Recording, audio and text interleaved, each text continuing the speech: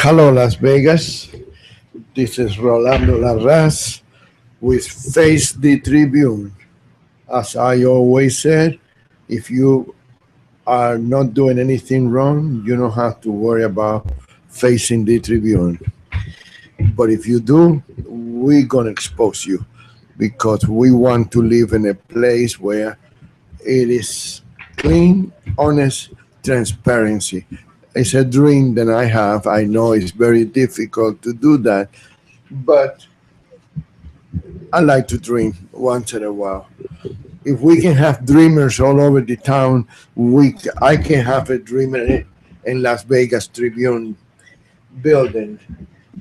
So I, with me today, I have the honor and the pleasure of having Chaplain Steve St John, which I met him through the campaign trail when he was running for Congress in the Third district.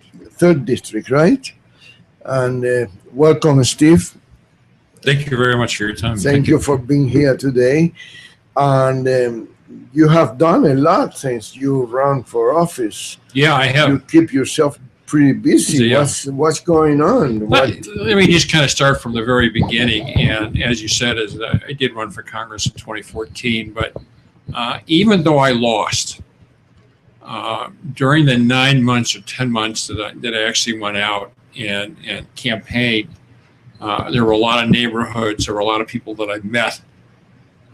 There were from all different types of neighborhoods, but the people that really affected me the most were the veterans and the homeless.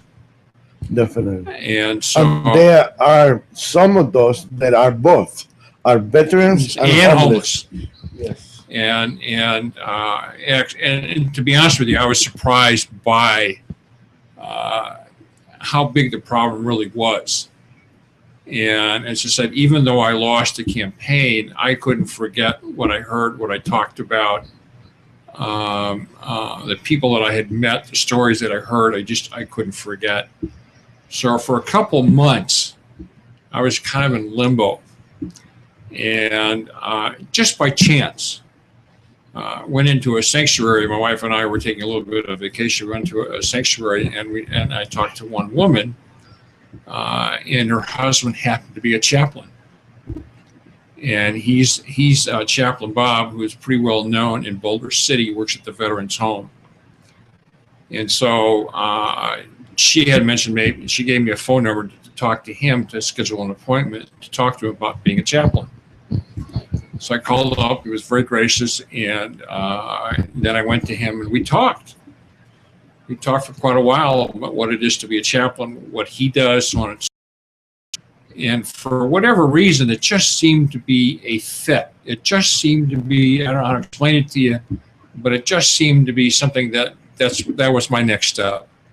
It just seemed to be the right thing for me to do. So the next step then after that was really trying to find a way to become a chaplain. And so, what's the steps to become a chaplain? You have to take a course. Oh, you have to take a course, and I'll explain that in a minute, and I'll go through some of the stuff as far as what we learned. But there is a woman, her name, she actually started this ministry, and the ministry was started in 2001, and it's a 501c3, and it is well known as far as her ministry.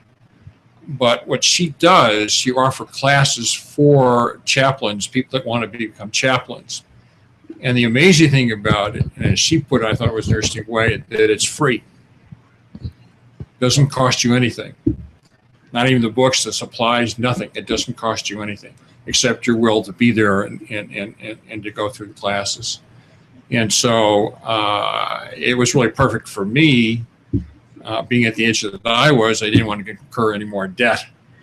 And so, it just seemed to be a very good fit as far as taking these classes. And then I read on her website, the kind of classes, the kind of programs that they have. But the important thing is, what's really interesting about her ministry is that they're all volunteers. No one gets paid. There's no salary. There's no nothing there. So everybody that comes as far as lecturing are other chaplains and other people from the police department and other community services that come there for free. And so I was very impressed. And the way she put it, that, I think it really made a lot of sense that Jesus is not for sale. And so that really struck me. And I thought the class. What is the duties of a chaplain? It's like a pastor. A chaplain really is like a minister or like no, a pastor? It's not like really a minister as such. But what we do is we provide comfort and services to the community, to the needed, to those who are in need, and that's really our basic function is to comfort and spiritually, to work with them in a spiritual sense. And so, as I said, I did take a class, and there were several things, but there's a lot covered in the class. And one of the things I wanted just to talk about, it's called the Basic Chaplaincy Course.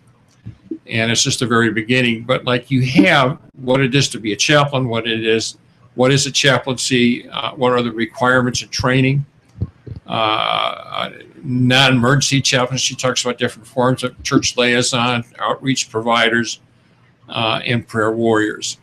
And then you have another section with law enforcement and how we fit into that.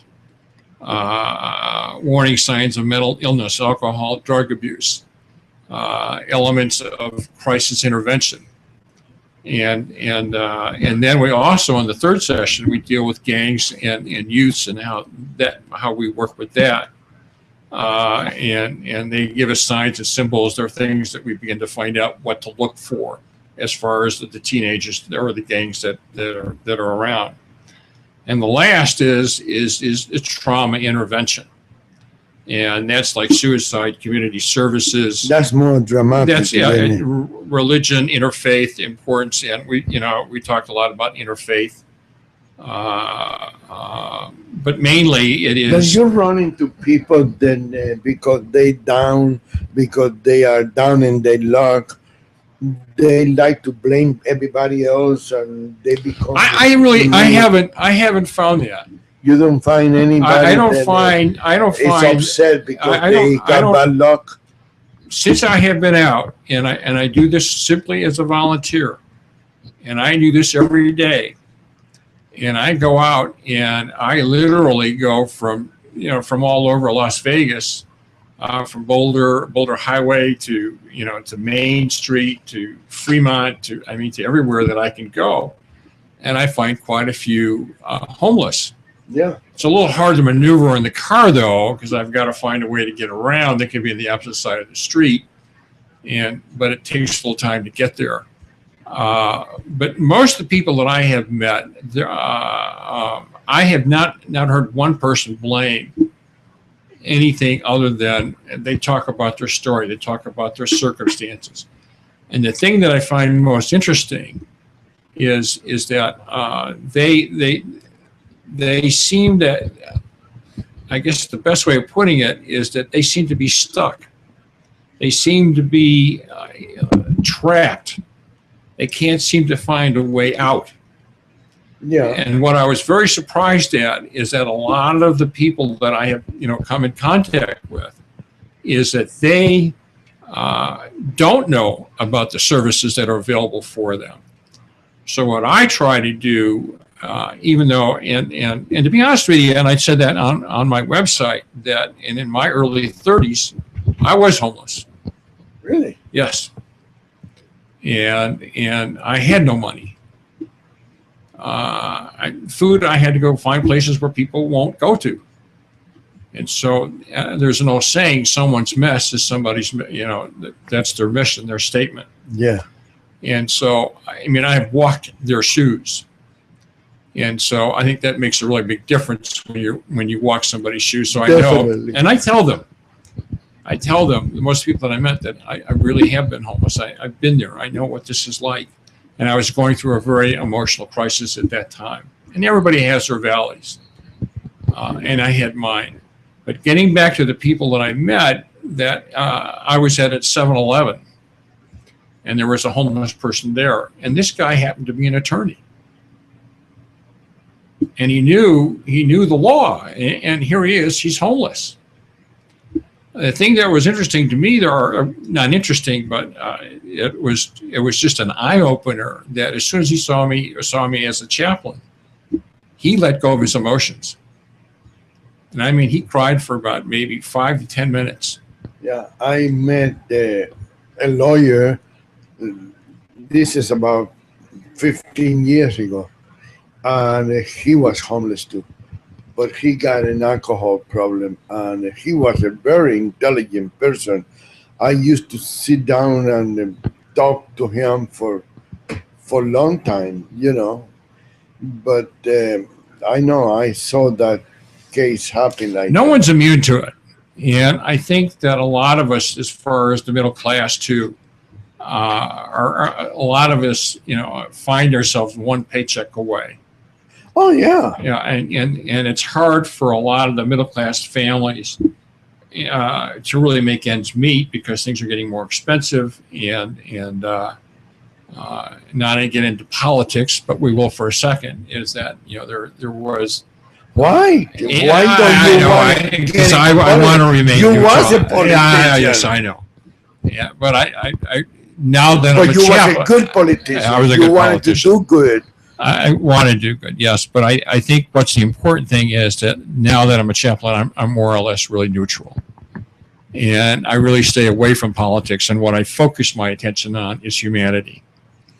But can we talk a little bit about politics? If you want to go ahead and talk about it, you go right ahead. Do you think that the elections in Nevada are real, are straight? Based on my experience, because I keep talking about that. You've known this for a lot longer than I have. But from my experience, I don't have any proof. But I think it's a possibility. There's a possibility that something may be amiss. And the voter registration, and I can't think of his name right offhand, he seems to be a very honest guy. Mr. Joseph Gloria. And he seems to be a very honest guy. And he seems like, I talked to him he seems to be very honest. Times. And he's pretty straightforward, but I think things kind of happen behind the scenes. I don't think he's fully aware, but I don't know. I think there's that possibility. Well, let me tell you what I think the problem is. He's new in town.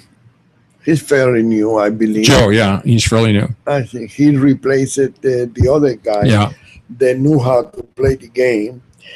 And he doesn't realize that some of those people then are pillars of our community, are not saints. He doesn't want to accept the fact that some of those people will do anything for anything by anybody. They wanted to win, and they don't care what they have to do to win. Yeah. And he is I never met the guy, but I talked to him on the phone. He's very trustful, I think. I think he's, I think he's really straightforward. I think he's honest. Yeah. And so, as I said, I think there is that possibility. I think things. You think it's a possibility? Yeah, maybe but that's not about the extent. Maybe some people then I don't know. Dead, come out of the grave to vote, or some. Well, the voting though, which is about the lowest that Las Vegas has ever had, is around 19-20%. The turnout for 2014. Yeah. So that really says a lot. Because people losing the faith on the system. Yeah, they've lost faith. They lost faith. They don't think that their vote really counts. And what I put on my congressional website, that your vote really does count. Yes, every person that I was out there for 9 months, I really tried to make them aware that your vote really does count. And you know what really amazed me, like for example, in the sheriff race, from the very first early in the morning when they start counting the votes, Sheriff Lombardo has $7,000 ahead of Larry Burns, and at the end, he still have 7,000 votes ahead. Nobody else voted. And I know for a while they were kind of neck Yeah, to neck. they were very neck and neck. It was And Larry Burns was really in a very aggressive. He was out there. I even met him in Laughlin, and he was very aggressive. He wanted that job badly. Well, we needed to have it. We needed he to have wanted him to change. there. He wanted that change, but You go know, ahead. but unfortunately, things not always are like we wanted. You know, but no, the reason I was, I know you don't want to talk politics, No, we'll talk a little bit. That's okay. but you're not planning to run anymore. No, No, No. It was a good experience. yeah, it was a very good experience. I really learned a whole lot, and I think what I really learned is all the people that I had met, and I really and I think it was kind of a blessing for me when you're out there for 9 months, and during the summer months the temperature is 108, 113, and you're out there in a shirt and a tie, and by the time it's 12 o'clock you're ready to melt on the sidewalk. But I was still out there, campaigning. Oh, but that is because you got gray hair. That's why. My hair's getting white. White. Yeah, You it's got like- white hair. Yeah, it's getting white. That's why you was there with a suit and a tie. The new generation, they go out there in church and tennis shoes with no socks. I wrote about that the other day. What Yeah, happened I to was this- raised. I was raised. What happened to this? Yeah, I was raised like, with, you know, with a suit and tie and a my that's just how grandfather it was. used to wear a suit to sit down at the table to eat. Yeah. That was, I know. Where I think that I'm from the old school. Yeah. And there's a certain amount of respect, especially with the church, and so we were always dressed up. Always Yeah. dressed up. I know, I do that. But anyway, going back to your ministry, the reason I was asking you earlier in the show if people trying to blame somebody or they are agitated or they upset is because I seen that in several occasions, like people asking for money, and when they don't give any money, they and I know then it is a difference between being a homeless and be peddling for money. There's people that make money like that. There are those who will take advantage of a circumstance or a way of making money. But in about 95%, 98% of the cases, people that are homeless are real. And I hear their stories. Go ahead. No, go ahead. Finish. No, I said I really hear their stories, and the thing that's been really and getting to what I do is that they really have a mindset that they can't get out of. Yeah, Even this attorney, who's an extremely bright guy. I mean, he just cried. But after we got through all that, what I do is I inform the homeless. Did he had any kind of? He didn't even know about it. problem He didn't. No, it didn't seem like he was. It was just. He just somehow got into the circle. Fed up. Yeah, he didn't know how he fed got up with there. the system. He didn't know how he got there, and he was just. He's been trying to get out of it, but the opportunities just have not been there. And so I think it's very difficult for the homeless. One, that some of them don't have any ID. They don't have an address, and they don't have a phone number. So any potential employer, because of their homeless circumstances, they're just not going to hire them. So it's very difficult for them to really get a job. And I have to tell you, there was one time that Well, I know a lot of homeless, they have cell phones and well, I was going to tell you about that too. There was a program that was, and I don't have a lot of details, something to do with the Obama administration. What they do is that they go out, they give out free cell phones. Yeah. With 200 minutes. And that has worked out really well, only for those that have an ID or have family live in Las Vegas. Right. That's the way the rules are set up. And so those who do not have an ID, those who do not have anybody in Las Vegas, which you get quite a bit out of towners, then they can't qualify for that phone. So what I'm doing is I'm handing out two things. One is a business card that has information to small, like the human services, shelters, so on and so forth, but also a piece of paper that it shows them that there are services available to them. One of which is called Help for Southern Nevada. And they have a lot of, they deal with seniors, they get them the ID cards, they have job training, they have, they try to get them on their feet. But I do tell them, because I've been at the Help for Southern Nevada, it is very busy.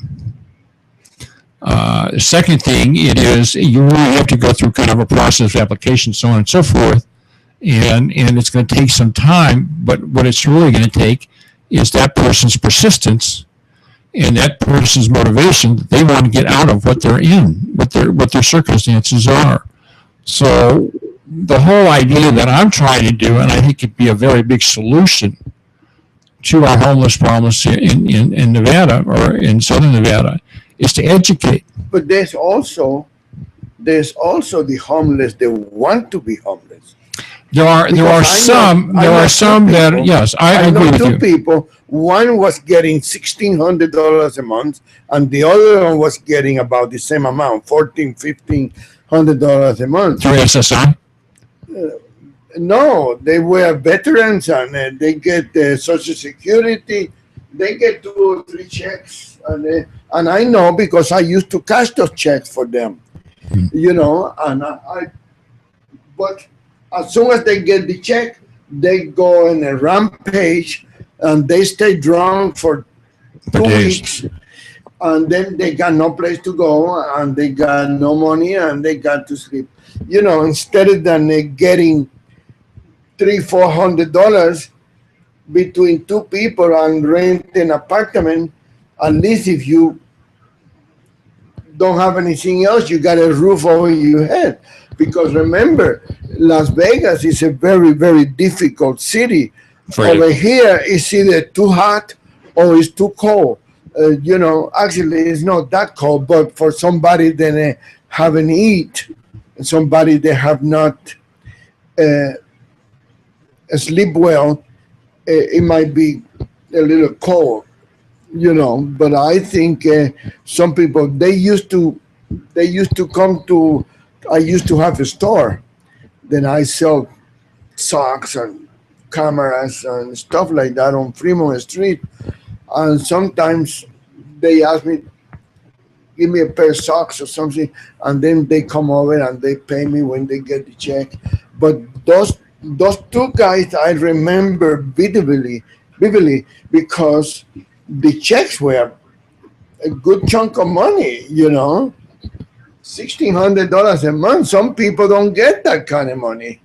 That's about $500, almost $500 a week. $400. There are those who, for whatever reason,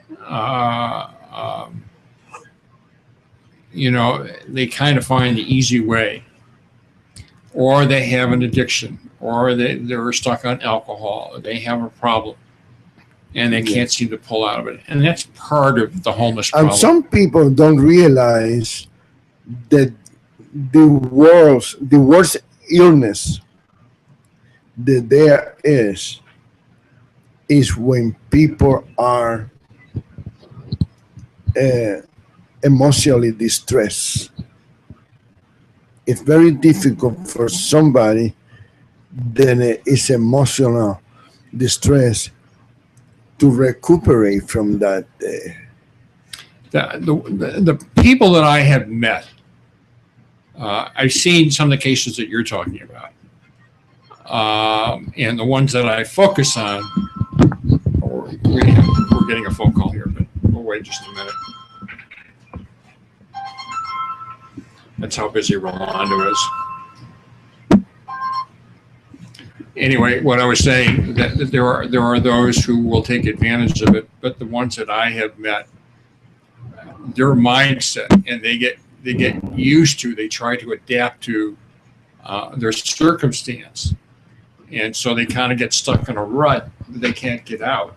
And I was going to tell you one. The illness that I was thinking about is depression.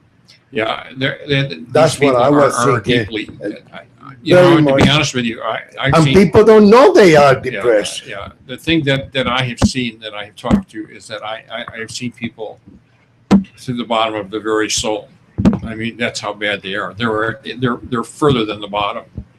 Yeah. And so all I try to do is say, I tell them first that I have been homeless, and if I can get out, you can get out.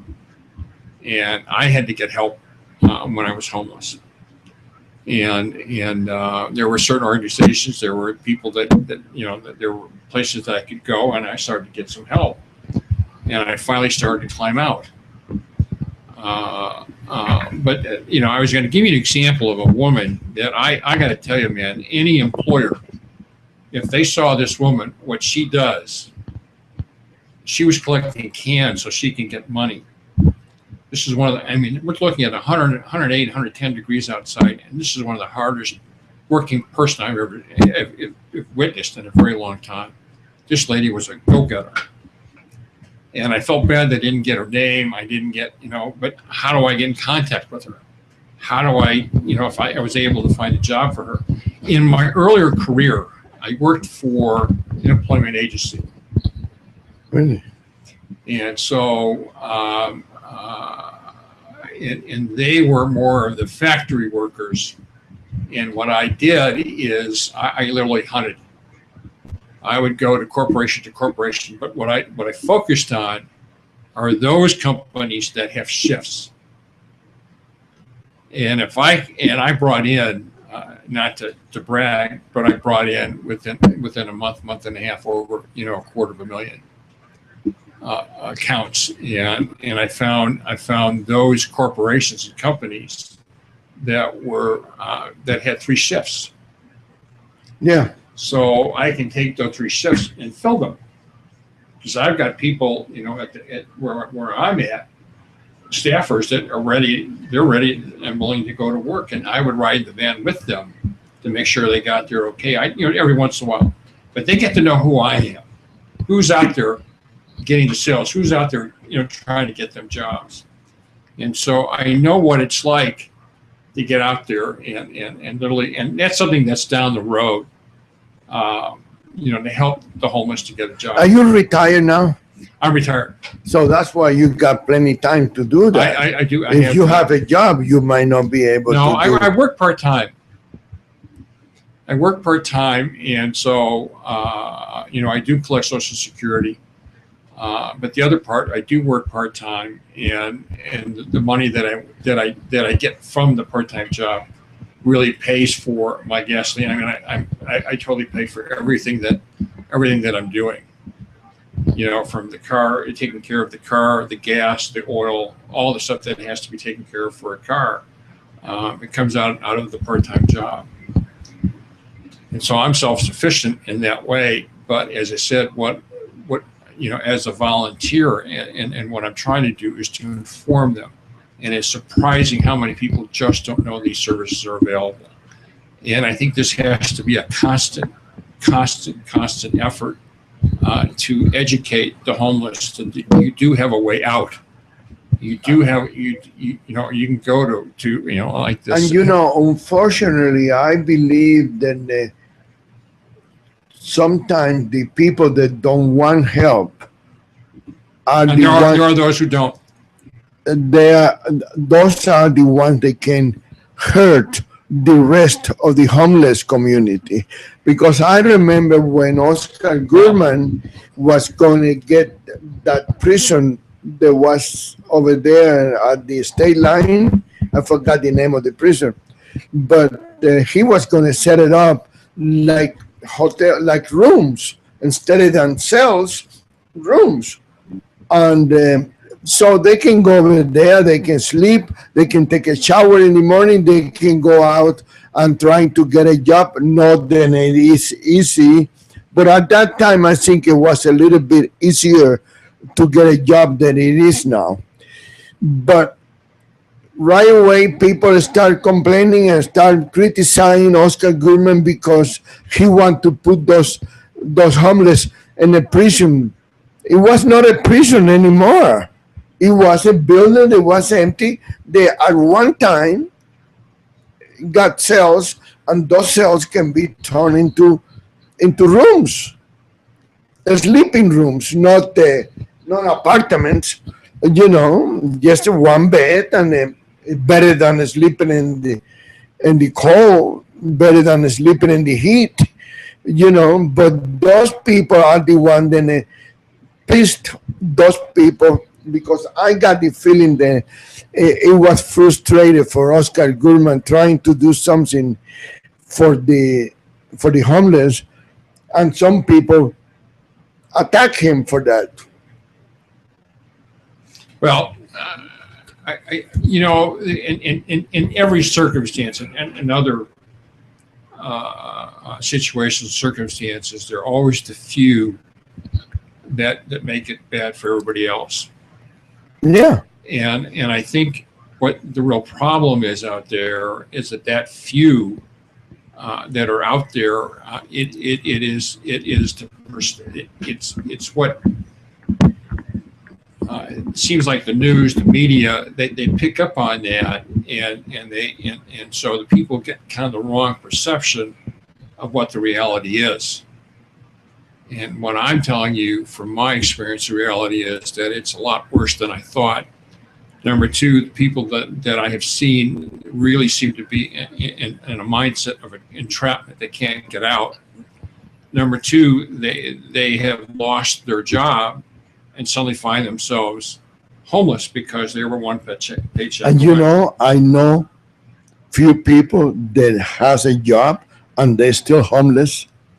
They have.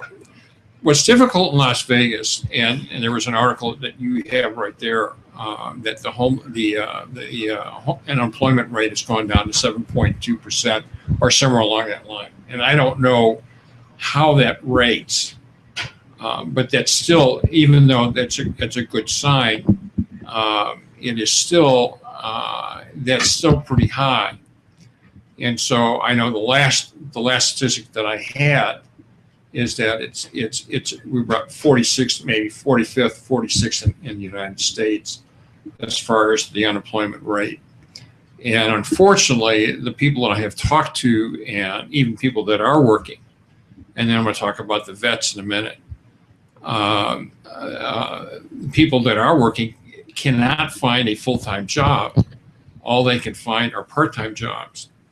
And because a lot of the corporations, a lot of the companies, which I don't blame them, they want to make a profit, but they don't want to pay for all the perks, the benefits, one of which is health. And so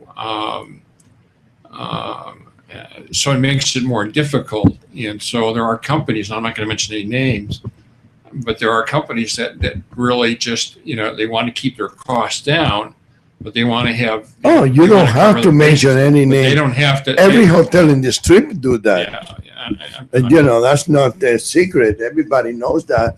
And they also happen with the small businesses because they can afford all this. They can afford to insure everybody, and it's a fact. And it's a real problem. It's a problem. But I know people that are full-time employee.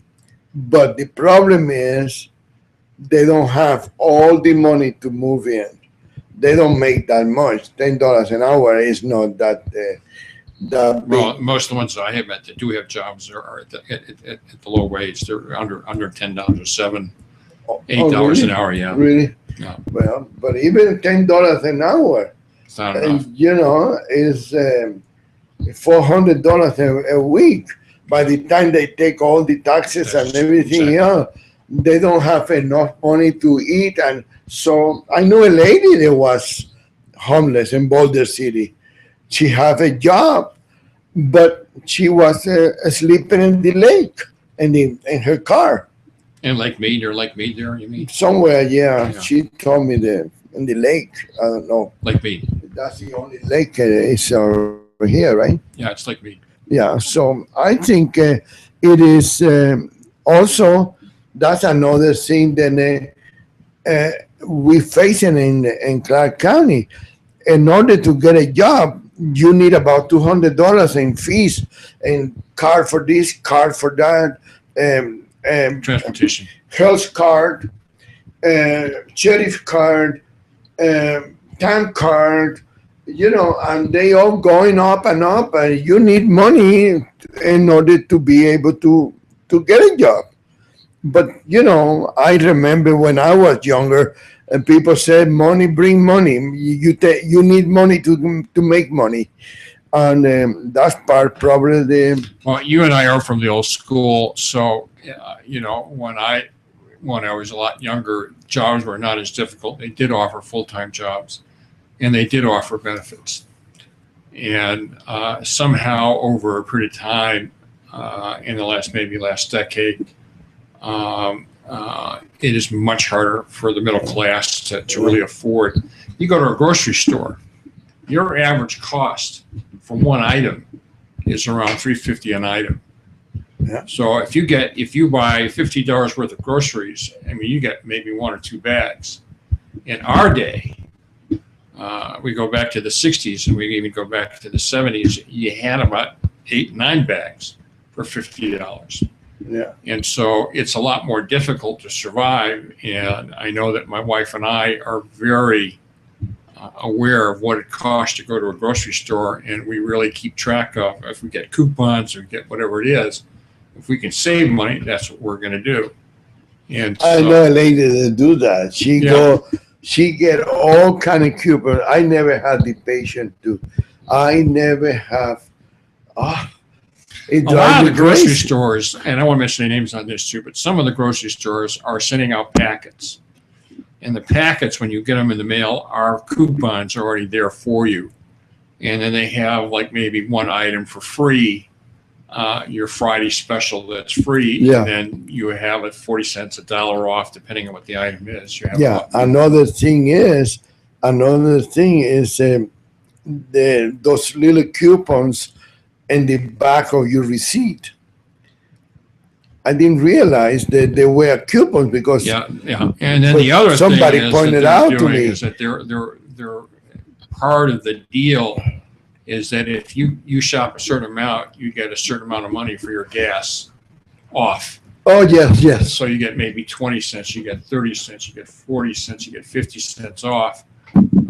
We're working with one grocery store that we have 40 cents off on gas, and that can really make a big difference when you buy. Of course. But getting Even back, though I noticed that the gas is going down. yeah, well, gas is kind of it's leveling off.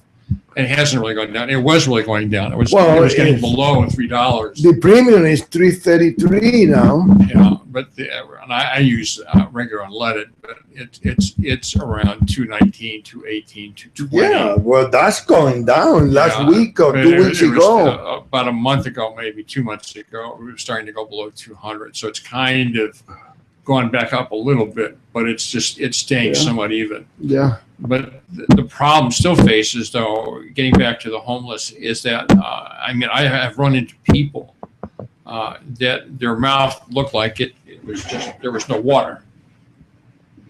They had no water, and they didn't have the money to go into like a 7-Eleven or any of the gasoline stations just to get a bottle of water so they would have it.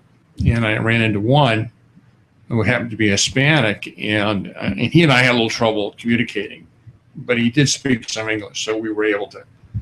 But I just had to look at him, and I just saw his mouth, and it was just dry. And he was also hungry, hadn't eaten for a couple of days. So I took him to the nearest gas station. Got him. There was a special on 2 bottles of water, and I got him some food so that he could eat. And so, but a lot of these people do not have they don't have the money. The other thing that's really tragic, and this has to relate to politics in some sense, but when you cut $8.7 billion from the food stamp program, and then the state has to cut to some extent, what it translates to is about $3.31 per day per individual. And so, if you have a family of 4, that adds up. But it's still extremely difficult for one homeless person that's out there, man or woman, to get food if they're on the SNAP program or the program for the food stamp. So they're really it's just as time goes on, it's just more difficult to live. Yeah. And the other thing that I will tell you, there is a Catholic church, which I'm Catholic. There's a Catholic church, the oldest Catholic church on Boulder Highway, that's in Henderson. And the guy was telling me, I was talking to one of the helpers there, and he said the line used to be about a block long for their when they had the food, when they were serving food. He said now it's 4 or 5 blocks long. Really? So what's happening for a lot of people, the circumstances that it's just getting more difficult for people to make ends meet. It really is getting very difficult. And if you've got a family and you've got kids to feed, it gets even harder. And to be quite frank with you, I think the perception that's out there about the poor, there's some saying that they're ordering lobster, they're ordering this and that, and I don't find that to be true at all. And what I do find is that these people are just really, they're trapped. They can't get the money that they need. There are those, like you said, that that do get a paycheck and they get money, but they have an addiction, they have a problem, and they spend also, there's others, like I was sitting at McDonald's one day, and this guy asked me for $1 to eat something. I said, go ahead, order, I pay for it. Well, when he ordered, he walked out, he didn't even say thank you, and throw him in the trash can. Well, here's what I would, because he wanted money. He didn't want food. Yeah. What I witnessed, though, is that there was a homeless guy at KFC, Kentucky Fried Chicken, and he was sitting on the corner, and he had a friend that was maybe 200-300 feet away at another fast food chain. But I bought him food. I got him a chicken meal, and there were 2 pieces, and that's all I thought I was feeding. I didn't know about his other friend. And what I found is that what he did in that box is that he shared it with his friend. So each one of them got a leg or a thigh, ate half of the mashed potatoes and half of the coleslaw that was in there.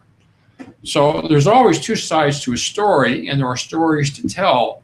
Yeah. And I rather look at it, the ones that I'm most interested in is the ones that I can help the most. Right. And so, and that's what I try to do. But the first step for me is really just trying to inform all from Catholic Charities to, I said the Help for Southern Nevada. They have programs. But now talking about those organizations, I hear that those organizations also, sometimes they don't treat people too nice either. They are the people that work there, I don't know if they are voluntary or they get paid for it. You get people that, but I think you have to understand, and I've been at Help for Southern Nevada, and I've been in the office there. And I think day after day after day after day after day, that each person that comes in there that are homeless or that people are looking for some sort of financial aid. I mean, it's a continuous story. Each one of them have their story, and they rattle it off. I think after a while, the people that work there are just so, mentally overwhelmed. Then they need to quit. No, I wouldn't say then they need to quit, but don't treat somebody that is down. Yeah. That's my point. Don't treat somebody that is down I would agree with and that. they look. Don't treat it bad just because they are. I mean, if they give you a reason to be rude to them, that's a different story. Because I've seen both sides.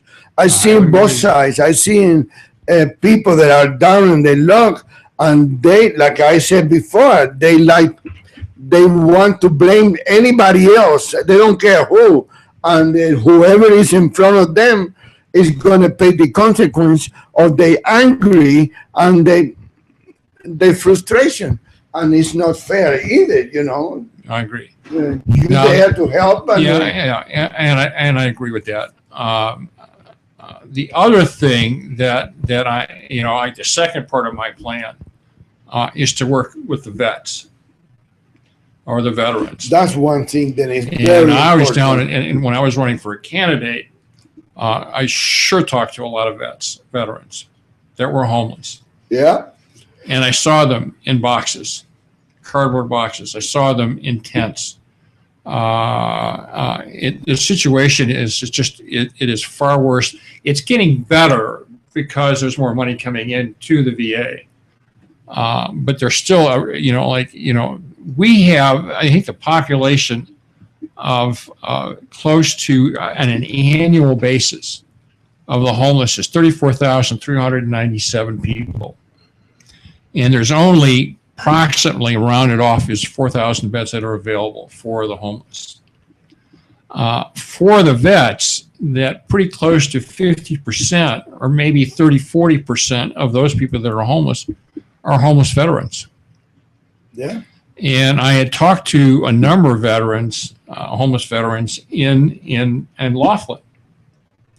And they were telling me that they do have a job. And I call them the in-betweeners. And the reason they're called the in-betweeners is that they went through divorce. Yeah. And the judge, ruled that they had to take care of not only, child support, but also the bills that they had acquired. So they're working. And also alimony. Alimony and all the different expenses. But the time that they are done with their check, there's very little for food, and there's very little for if they can afford any sort of rent. Yeah. And so there has to be some changes or an accommodation for those vets. And then the other part is that we really need to expand the shelters that are available, make them available for the veterans, because I think, in my opinion, the vets that I have met, from Vietnam to the Gulf War, even people that were World War II, they served with honor. They do. And they defended our country. And here we are, we're not treating, we're sending them overseas, but when they come back, you have a certain percentage that is just really having a very difficult time.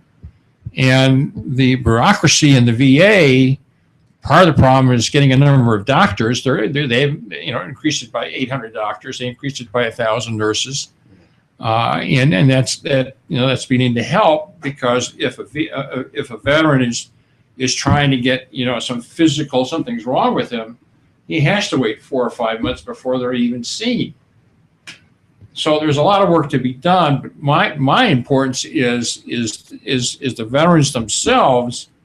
That I want to see if I can, help them in some way, whether it is through legislating, whether it is making the representatives, the Senate and the House.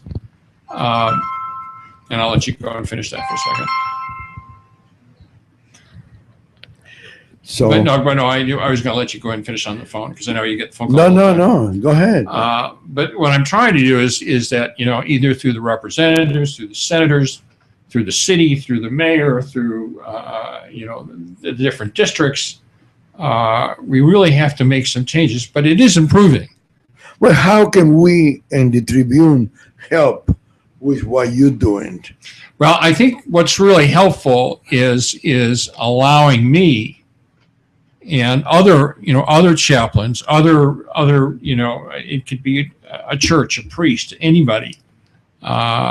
We can have veterans explain their story on air about how difficult it is, and the way to look at it is what are the obstacles that they face that makes it very difficult for them to get the help that they need. And I think once we educate the general public, what are really what are they facing? What are the obstacles that they go through in a day? Then they have to work on solutions. But I think part of it's making the general public aware of the variety of obstacles that the veterans do face. And I think that's the first step. But the next time, if you want to do it, I can bring there may be some homeless vets that can really tell their story. Yeah, that would be interesting. And I think it would be interesting to hear their side of the story. And then also, what programs are available for them also. And so, and this help for Southern Nevada, they do have one section for the vets. And I'm sorry to interrupt you, Yeah. but I don't want to forget about this. After the show, I got a couple ideas that I might be able to. Oh, great. To be useful to you. Okay. With that, so remind With me. the veterans, you mean? With the veterans or with the homeless in general, but I am very interested in the veterans because, I cannot explain enough how much grateful I am to all those veterans. We have programs like this, newspapers like Las Vegas Tribune, because those people going and fight for our freedom and liberty. And I was, unfortunately, I was never called to serve, but I have a lot of respect for the veterans, and I like to do something that it can be worth something to somebody. So after the show, you and I are going to sit We'll down talk about. and talk about it. So remind me, because my mind is not, and to be honest with you, I'm not feeling too good today. Okay. I don't know what it is. If maybe There's a bug going around. no, I think it's I haven't had any water today, so Okay. maybe I'm getting a little Dehydrated. yeah. So, but anyway, go ahead, keep going. No, I think we can go ahead and quit in the next few minutes. But basically, as I said, that's the next phase for me is to work with the veterans and providing means to an end, whether it's expanding shelters, whether it is working with our representatives and senators somehow to make it more accommodating for those in-betweeners, those who have been gone through divorce, those that are making money. And those that are making money, those that do have a job, if we get expansion of the housing, it's not a total loss, because whatever money that they have available after everything is said and done can be spent for rent. It won't be the full rent, and maybe $100 or $200 or $300, but at least it's something. So we'll just have to compensate the difference. And so, but that's the next step for me right now. The important thing, and you and I had talked about this, running in for Congress, that it's really important to focus on three things and keep focused on one thing at a time. Do it as well as you can. Then you move on to the next and the next after that. If you need to go ahead and get that, go ahead. No. Okay. Go ahead. People know that I do the radio show at this time. They don't need to be calling me. And I sometimes, I don't know how I get some of these messages. They have nothing to do with business in this phone. But anyway, it doesn't make any difference. And I tell you, Because I see the time is just about out. I remember that's 5 minutes ahead. Yeah, that's okay. But I know that I You just know, boys, you've been doing this now for how long? I've been a chaplain for about maybe pretty close to about 3 or 4 months. So I'm a new one. You're a new one. I'm a new chaplain.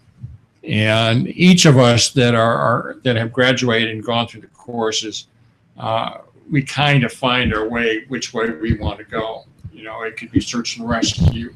It can be something like help for, Southern Nevada. It can be hope for prisoners. And they have a program for prisoners to reintegrate them back into society.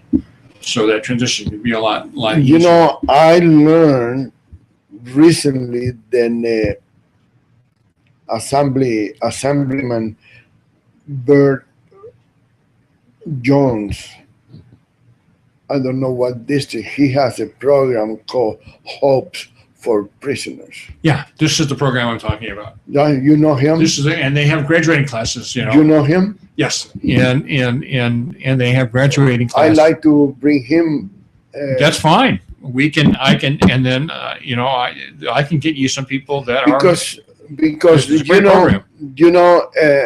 Steve, people don't realize that sometimes people commit more crimes because the system doesn't help them after they get out of prison. Yeah. And I keep telling people, and they think I'm crazy, once you are a felon, you're always a felon. It's not such a thing like an ex-felon. You don't, a lot of places don't hire you because you're a felon, and I don't know, sometimes you cannot blame the employer either, because depending on what kind of crime you committed, they might be afraid to do that. But it gotta be something where people don't have to tell the employer. Hope for Prisoners, it really is a great program, and it works closely with the police department. But it really gives them, it indoctrinates them, it gets them integrated back into society again, so the transition is not as difficult. And from my understanding, the success ratio is really quite good. Really? Yeah, it's doing pretty good. And so, in the one sense, you're going to have less of a prison population because you're getting more of them to be more integrated. And so, but from what I've seen, and I've gone to a graduating class, and these guys are, they're proud of themselves. They feel really good. Another problem that we have in this town, I don't know if any other town had the same problem, runaways. Well, this is really this is a real, very serious problem that we have, and I know you've been down to the Strip, and there are people that go by high schools. They come in vans, and they go to the bus depot waiting for they don't care if it's male or female. They don't care if it's male or female. And somebody that run away from home because they got a fight with daddy or mommy or whatever, they're very vulnerable. And they find somebody that become to be nice to them.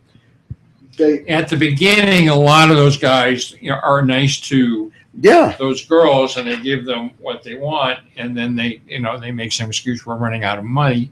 Can you do this for me? And then it ends up full time. But unfortunately now they're doing it with boys too. The one thing that really upset me, which I could not get over,